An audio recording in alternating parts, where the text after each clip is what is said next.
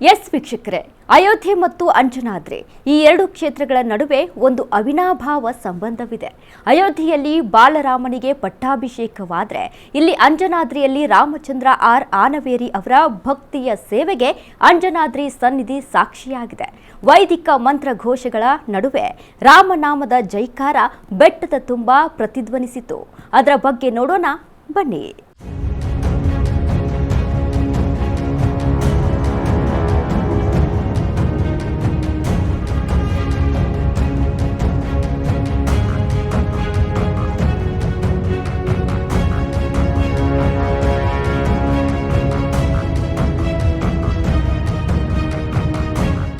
ಜನವರಿ 22 ಇಡೀ ದೇಶವೇ ರಾಮಮಯವಾಗಿದ್ದ ದಿನ. ಅಂಜನಾದ್ರಿ ಬೆಟ್ಟದಲ್ಲಿ ಅಂದು ಹಬ್ಬದ ವಾತಾವರಣ. ಮುಂಜಾನೆಯಿಂದಲೇ ಹೋಮ ಹವನಗಳು, ವೈದಿಕ ವಿಧಿವಿಧಾನಗಳೊಂದಿಗೆ ಶ್ರೀರಾಮನ ಮೂರ್ತಿಯನ್ನು ಅಲಂಕರಿಸಲಾಗಿತ್ತು. ಸಾವಿರಾರು ಮೆಟ್ಟಿಲುಗಳನ್ನು ಹತ್ತಿ ಬಂದ ಭಕ್ತರ ಮುಖದಲ್ಲಿ ಆಯಾಸವಿರಲಿಲ್ಲ. ಬದಲಿಗೆ ರಾಮಸ್ಮರಣೆಯಲ್ಲಿ ಮುಳುಗಿದ್ರು. ಅಯೋಧ್ಯೆಯಲ್ಲಿ ಪ್ರಧಾನಿ ಮೋದಿಯವರು ರಾಮಲಲ್ಲನನ್ನು ಲೋಕಾರ್ಪಣೆ ಮಾಡುತ್ತಿದ್ದರೆ, ಇತ್ತ ಅಂಜನಾದ್ರಿಯಲ್ಲಿ ರಾಮಚಂದ್ರ ಆನವೇರಿ ಅವರ ನೇತೃತ್ವದಲ್ಲಿ ಶ್ರೀರಾಮನ ವಿಗ್ರಹ ಪ್ರತಿಷ್ಠಾಪನೆಗೊಂಡಿತು.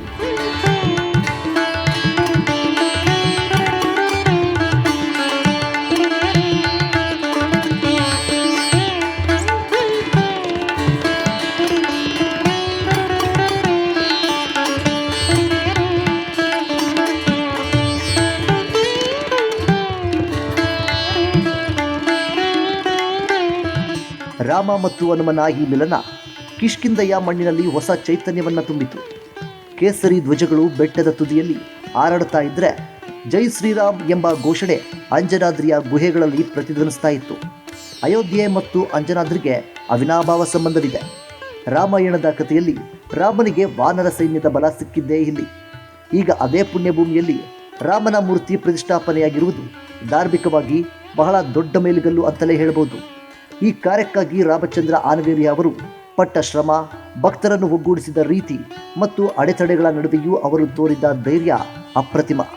ಅಂಜನಾದ್ರಿ ಬೆಟ್ಟದಲ್ಲಿ ಶ್ರೀರಾಮನ ಮೂರ್ತಿ ಪ್ರತಿಷ್ಠಾಪನೆ ಮಾಡಿ ಹೊಸ ಇತಿಹಾಸಕ್ಕೆ ನಾಂದಿ ಹಾಡಿದ್ದಾರೆ.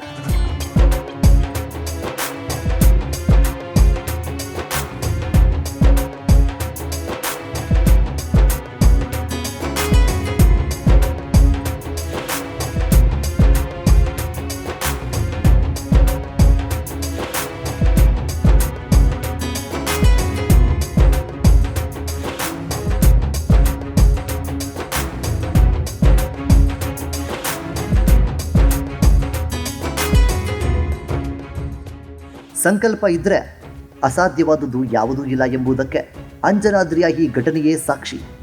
ರಾಮಚಂದ್ರ ಆನವೇರಿ ಅವರ ಭಕ್ತಿ ಮತ್ತು ಅಸಂಖ್ಯಾತ ಕಾರ್ಯಕರ್ತರ ಶ್ರಮದಿಂದಾಗಿ ಇಂದು ಅಂಜನಾದ್ರಿ ಶಿಖರದಲ್ಲಿ ರಾಮಚಂದ್ರನು ಶಾಶ್ವತವಾಗಿ ನೆಲೆಸಿದ್ದಾನೆ. ಅಯೋಧ್ಯೆಯ ರಾಮಲಲ್ಲ ಮತ್ತು ಅಂಜನಾದ್ರಿಯ ಶ್ರೀರಾಮ, ಈ ಎರಡೂ ಶಕ್ತಿ ಕೇಂದ್ರಗಳು ಭಾರತೀಯ ಸಂಸ್ಕೃತಿಯ ಎರಡು ಕಣ್ಣುಗಳಂತೆ ಕಾಣುತ್ತಿವೆ. ರಾಮಚಂದ್ರ ಆನವೇರಿ ಈ ಹೆಸರಿನ ಹಿಂದೆ ಇರುವುದು ಕೇವಲ ಒಬ್ಬ ಭಕ್ತನಲ್ಲ, ಒಬ್ಬ ತಪಸ್ವಿಯ ಸಂಕಲ್ಪ.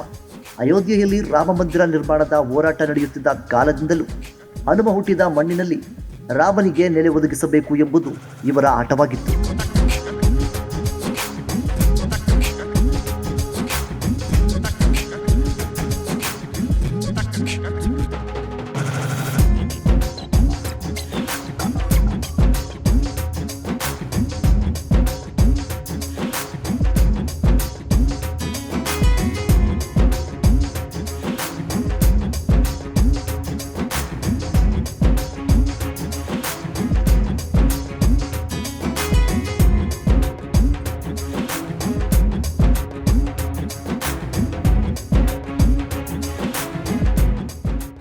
ರಾಮಚಂದ್ರ ಆನವೇರಿಯವರು ಕಂಡ ಕನಸು ಅಷ್ಟು ಸುಲಭದ್ದಾಗಿರಲಿಲ್ಲ.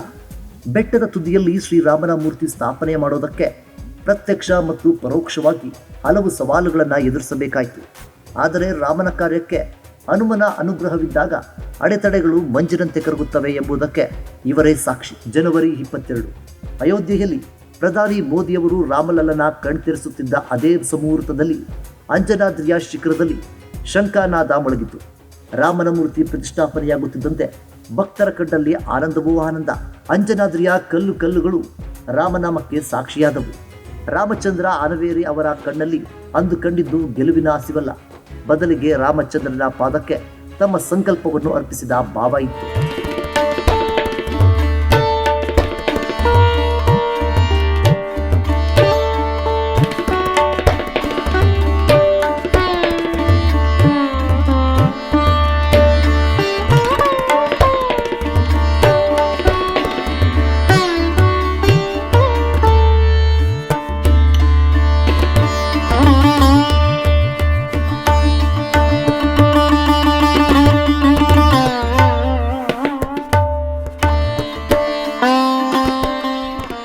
ಈಗ ಅಂಜನಾದ್ರಿಗೆ ಬರುವ ಪ್ರತಿಯೊಬ್ಬ ಭಕ್ತನಿಗೂ ಹನುಮಂತನ ದರ್ಶನದ ಜೊತೆಗೆ ತನ್ನ ಪ್ರಭು ಶ್ರೀರಾಮನ ದಿವ್ಯ ರೂಪವನ್ನು ಕಾಣಬಹುದು.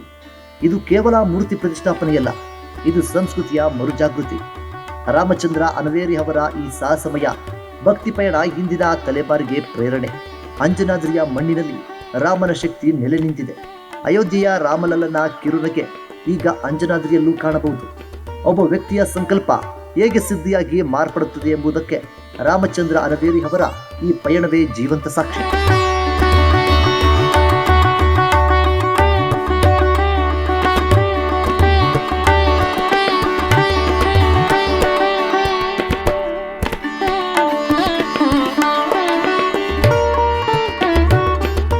ಅಡೆತಡೆಗಳು ಅವರನ್ನ ಕುಗ್ಗಿಸಲಿಲ್ಲ, ಬದಲಿಗೆ ಅವರ ಸಂಕಲ್ಪವನ್ನ ಮತ್ತಷ್ಟು ಗಟ್ಟಿಗೊಳಿಸಿದ್ವು.